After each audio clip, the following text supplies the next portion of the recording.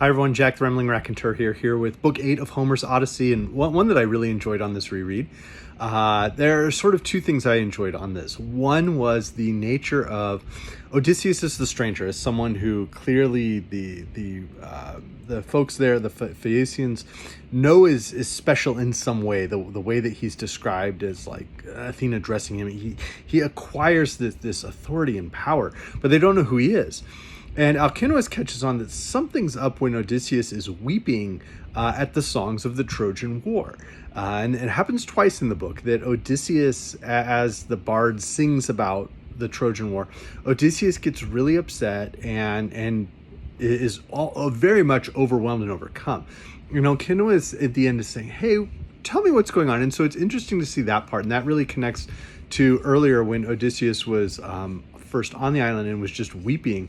There's this humility to him, this side of emotion that feels very ancient in some ways, or very 21st century, but not something we would have seen in the 19th or perhaps the 20th century. And Reginald had commented on that in an earlier book, but it happens again here.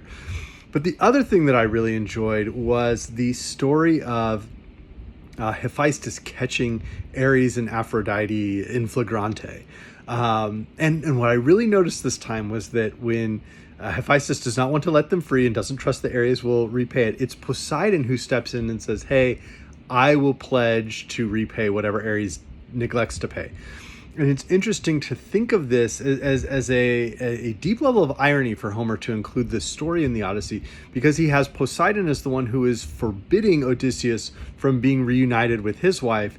And here, Poseidon is the one who wants to sort of, in a sense, reunite Hephaestus and Aphrodite. So I thought that was a really interesting, I think there's some, Homeric irony going on there that I really enjoyed.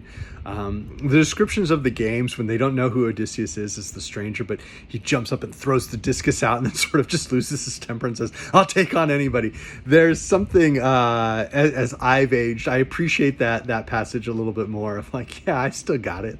Let me have a chance.